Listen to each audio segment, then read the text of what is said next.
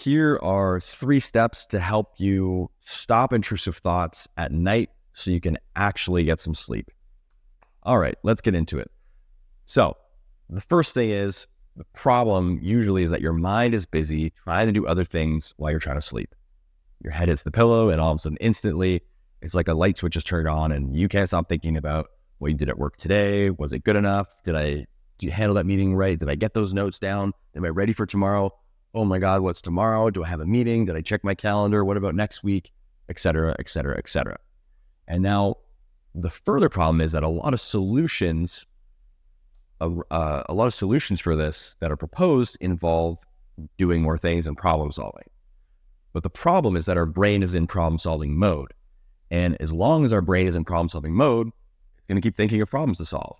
And so even if you write things down on a notepad to get the ideas out, even if you just quickly handle this thing and get it done because it's only going to take 2 minutes, what in my experience happens, and what I've seen happen with my clients, is you actually end up thinking more about more things and more problems to solve.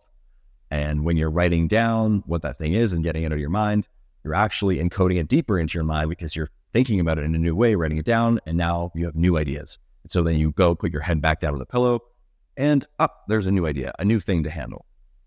If that's not you and the writing it down works for you, you can stop watching this video right now. This is probably not for you. But if instead you relate to what I just shared and it doesn't seem like that's a great strategy, then this video is for you. So how can we create a solution that actually works?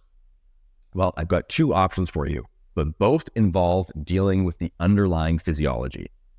So if you imagine back in the heat waves, I don't know where you live, what it was like for you. Here, it was like 41 degrees Celsius. It was insane. It was 37 degrees Celsius at night trying to sleep. I had a fan on me and it was like it was just blowing hot air. It felt worse. And I thought I was going to die. I need cold to sleep. I'm a cool sleeper. This was not working for me. But imagine my surprise when I go downstairs and after the heat wave had finally ended, I realized I forgot to turn the furnace off. This whole time I was setting up fans and I had frozen 2-liter bottles in front of the fans to try to cool me down. I don't know if you've tried that. Didn't really work that well for me. And all this time, I could have just turned the furnace off and the temperature would have been way cooler.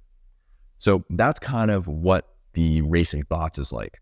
If you have the furnace on, i.e. if your physiology in your body is saying anxiety, saying stress, solve problems, then your brain, through something called the mood congruency effect, is going to have easier access to other memories and ideas that relate to problem solving and stress. So the first thing that you want to do is bring that stress down. And this is the first step we're going to take. And there's 2 ways you can do it. The first way is simple. Think breath work or meditation, something that's going to really calm you down. You're going to sit with your eyes closed, you're going to breathe, and you're going to bring your nervous system down. Now, if that works for you, amazing. Take that and you'll be ready for step 2. For those of you who that doesn't work for, I'm going to give you a second option. For some, if your stress level is high, not too long ago, I worked a little bit too long before taking my first break. I could feel it. I felt the fluttering in my chest. I felt my feet start tapping and I'm working, and it went from ease and flow and enjoyable work to me just pressuring and forcing myself to try to get it done. I did that a few too many times that day. And by the time my workday finished and I went to sit and meditate, it felt impossible. And I'm someone who meditates almost every single day. I can meditate for 15 plus minutes at a time, usually pretty easily. It was impossible on this day. And I was feeling anxiety just sitting there. I was thinking about things that I didn't do, things I had to write down. It was a mess. I couldn't believe what kind of experience I was having and how hard it was to sit and meditate. And if you are someone who relates with that, where you find yourself in a situation like that, then option 2 is for you. In this situation, I want you to imagine that you're trying to slow down your body. Now imagine you're on top of a moving train. Train's going 20 kilometers an hour. And beside you, there is another train, and that train is stopped or moving at 5 kilometers an hour.